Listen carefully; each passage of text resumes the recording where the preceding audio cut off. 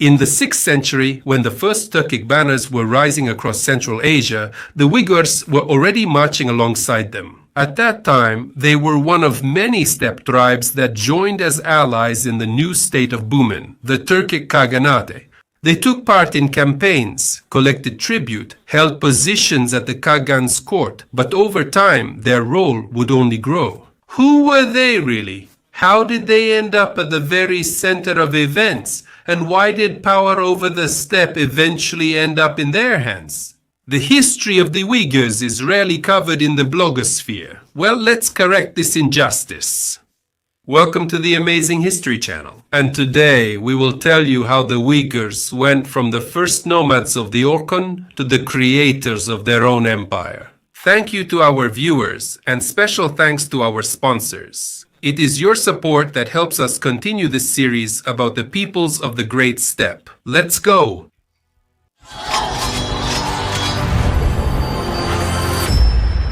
If we look into the earliest chronicles of China, they contain information that the ancient Uyghurs descended from the Xiongnu and Dingling, ancient nomads who inhabited southern Siberia around Lake Baikal.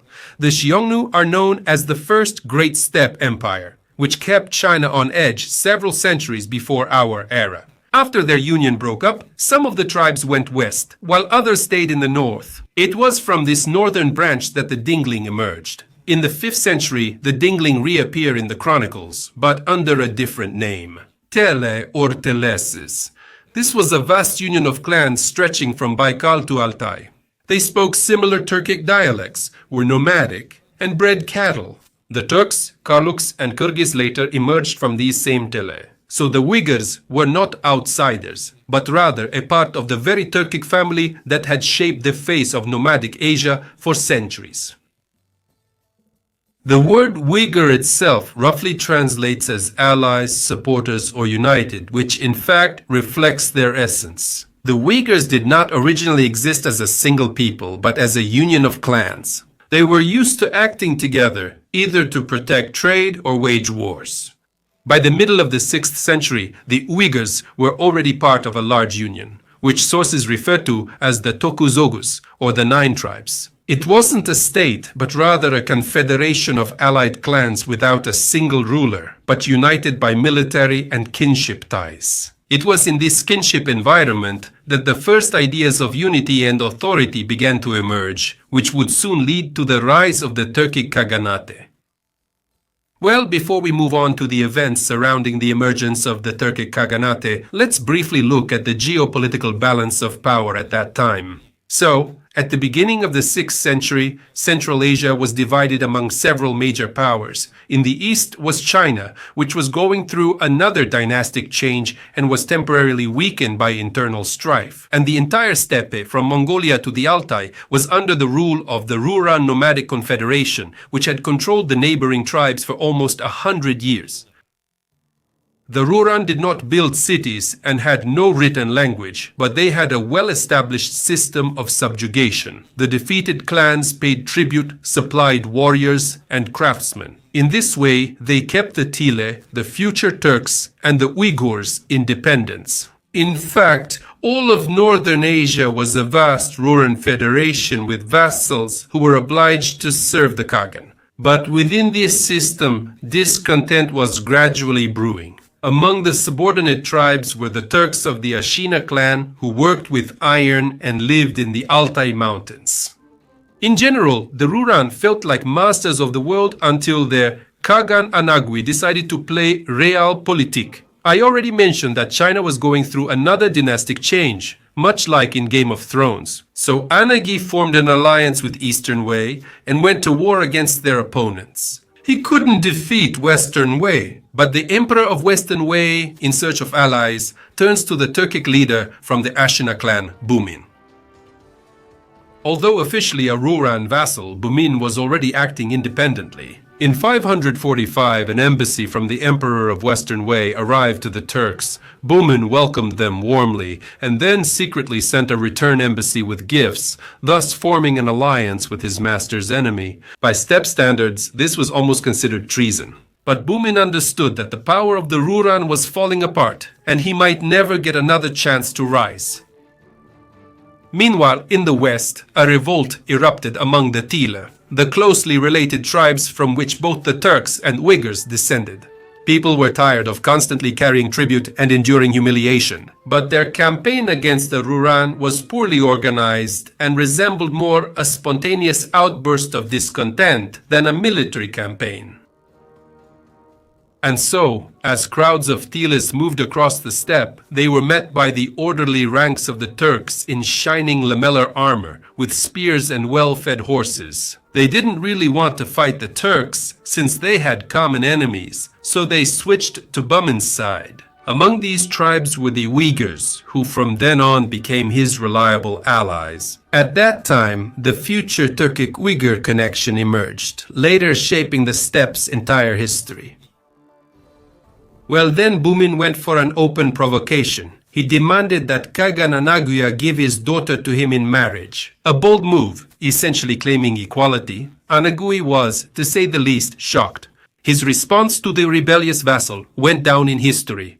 "You are my blacksmith. How dare you demand a princess for yourself?" That was a fatal mistake. Bumin pretended to get all sensitive and got exactly what he wanted. It was a perfect casus belli. In winter 552, after allying with Western Wei, Bumin suddenly attacked the Rouran. The battle didn't last long. Anagi was killed, and his state crumbled like an old yurt in the wind. A new state emerged, the Turkic Khaganate. Bumin was its first ruler, and the Uyghurs became allies in the empire. From that moment on, they were no longer just a part of the steppe, but its shaping force. To understand what role was destined for the Uyghurs in this new state, we first need to understand what the Turkic Khaganate actually was. The Khaganate was not a state in the way we are used to. It had no capital, no bureaucracy, and no fixed borders. The Khaganate was a typical nomadic empire with a network of vassal alliances and military retinues united by personal loyalty to the ruler. Power came from the Khagan's authority and ability to control the tribes, not from documents and seals. The borders of the Khaganate moved along with its cavalry, today, for example, from Altai to the Caspian and tomorrow to the Orkhon. However, the system was orderly. The Khagan ruled over separate tribal unions, each with its own leaders, council of elders, and internal structure. The old clan structures simply became part of the new power hierarchy. Thus, the Khagan ruled through the clan elites of Tegin, Tudun, and Tarkan. And among all these allied tribes, the Uighurs held a special place. The Uighurs didn't just join the system of the Turkic Khaganate, they became its eastern stronghold. Chinese chronicles state the Uyghurs had their own rulers and territory in the upper Orkhon, but acknowledged the Turkic Khagan's authority. That is, they maintained internal autonomy while remaining part of the unified empire. In the Orkhon inscriptions of the Turkic Khagans, especially in the text of Kiltigin, it is stated that all the tribes that submitted to the Khagan were his people, and among them, the 9 clans of the east are singled out separately. That is precisely the area where the Uyghurs lived. Some researchers say the Uyghurs were seen as internal allies of the Khagan, not external tributaries. If the Turks were the steppe's military elite, the Uyghurs were becoming the new state's administrative and cultural backbone. This explains their special status. They participated in councils of the nobility, military campaigns, and held administrative positions. Turkologist Lev Gumilev notes that such peoples enabled the Khaganate to remain stable. They maintained order in remote regions, controlled trade routes, and supported diplomatic contacts with China. Actually, they were how the Khaganate started engaging in international relations. The Uyghurs didn't seek war. Their strength lay in living within the empire and influencing it from within. While the Turkic Khagans fought constant wars, the Uyghurs gained experience, connections, and resources. And as soon as power in the Khaganate begins to waver, it will be the Uyghurs who will be among those able to seize this historic opportunity. Life in the Turkic Khaganate was changing the Uighurs. Still nomads, they were now more often meeting caravans, merchants, and diplomats from China. Gradually, the people of the steppe began to adopt the habits of those who lived by the laws of the cities, namely the ability to count and keep records. Chinese chronicles note that the Uyghurs were distinguished by their prudence and inclination toward order, and that their lands in the Orkhon Valley were rich in pastures and stood at the crossroads of caravan routes. These routes connected Central Asia with China, Tarim and Sogdiana, and the Uyghurs realized early on that they could gain much more through trade than through raids. It was in this environment that their own culture began to take shape. They adopted writing and crafts from the Sogdians, elements of administration from the Chinese, and philosophical ideas about the world from the Buddhists. Gradually, the Uyghurs introduced elements of settled civilization into the steppe, began building permanent settlements, fortified camps, and warehouses for goods. At that time, few in the steppe wrote, but the Uighurs were an exception. They adopted writing from the Sogdian script, initially for transactions and embassies, and later for religious texts. This is how the Uyghur script emerged, which would survive for centuries and even be adopted by the Mongols.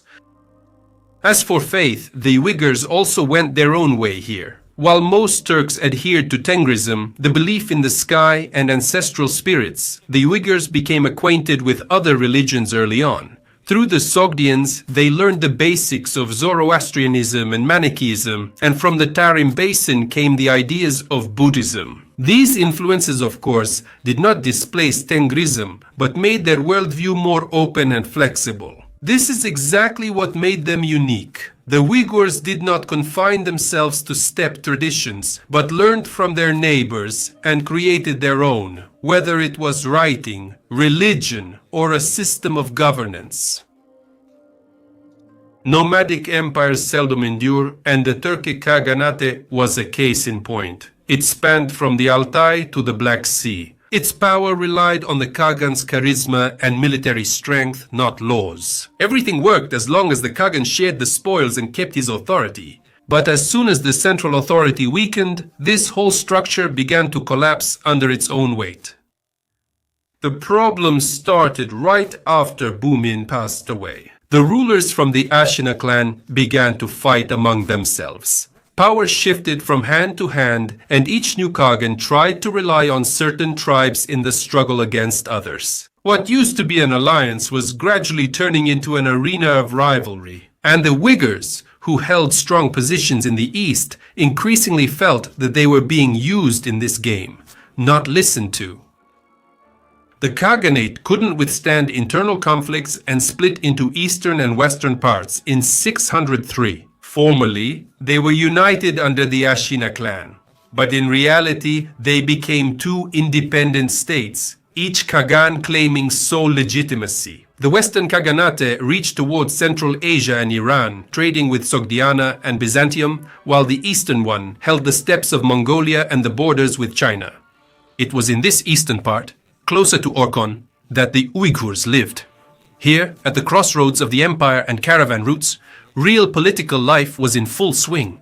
The Chinese bribed the leaders, the Karluks and Kyrgyz launched raids, and each new Khagan tried to hold on to power through threats and executions. Thus, at the beginning of the 7th century, a turning point occurred in the relationship between the Uighurs and the Turks. Chinese chronicles report that in 606 several hundred Uyghur elders were executed by order of the Turkic Khagan, who feared a conspiracy. This was more than a crackdown. It was a blow to the whole system of trust. The tribes that once considered themselves the backbone of the state suddenly became its victims. After that, the Uyghurs left the Khaganate and began to unite around their Khan's clan, Yaglakar. It is this clan that will eventually become the ruling dynasty of the future Uyghur Khaganate. In fact, it was then that what can be called the awakening of the Uyghurs began.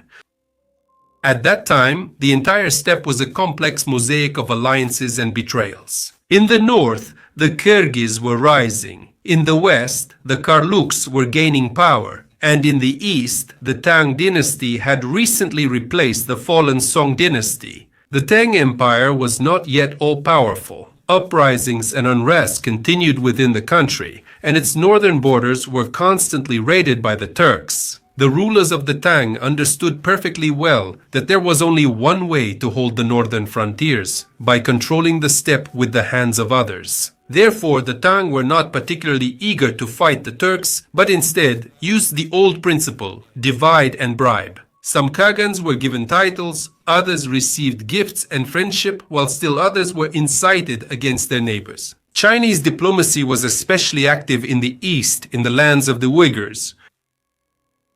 Tang envoys increasingly visited their camps, offering certificates, silk, and horses as gifts. The chronicles state directly that the Uyghurs leaned toward peace and admired the order of the Celestial Empire. But behind this, peace was a simple calculation. The Tang sought to separate the Uyghurs from the Turkic Khaganate and make them their allies on the northern border. And the Uyghurs understood this. In general, everyone was playing their own game, and the Uyghurs were experienced enough to take advantage of the moment. Meanwhile, the crisis in the eastern Turkic Khaganate was only getting worse. The Turkic Khagans were increasingly drawn into wars with China, but without the former support of allied tribes, their campaigns ended in defeat. In 626, the Eastern Turks besieged the cities of Yuanzhou and Linzhou, but were driven back by Chinese troops. And just a year later, the Uighurs, in alliance with other peoples, rose up against them. Battles raged across the entire steppe. The Turks were defeated by the rebels, and Khagan Kadil Khan was forced to arrest his own commanders, suspecting them of treason. In fact, this was the end of the old order. Many Turkic clans turned away from Mashina and formed alliances with China. Even those under the Khagan's authority were already acting independently. By this time, the Uyghurs already had their own organization of leaders and experience in political maneuvering between great powers. When in 630 the Tang forces dealt a decisive blow to the Eastern Turkic Khaganate, the Uyghurs did not come to the aid of the Turks. They took a wait-and-see position and then came under the protection of the Tang while maintaining their own strength and influence in the region. Thus, they finally broke away from the orbit of the Turkic Khaganate and became an independent force, which would soon begin to dictate the rules of the game themselves. So, the Turkic Khaganate collapsed. Its dynasty lost power, while the Uyghurs, on the contrary, preserved their unity and influence. Chinese chronicles would continue to describe them for a long time as a tribe maintaining order in the northern steppes. In fact, they took the place of the Turks and became the link between China and the steppe. This was just a transitional stage. A new chapter awaits, a time of alliances, betrayals, diplomacy, and wars with the Tang Empire. It was then that the Uyghurs would declare themselves as equal partners of a great power, and a new state would appear on the map, the Uyghur Khaganate. Thank you for watching the episode until the end. If you found it interesting, it means that these ancient voices of the steppe are still heard, and the story ahead will be just as exciting. See you in the next video. Goodbye, everyone.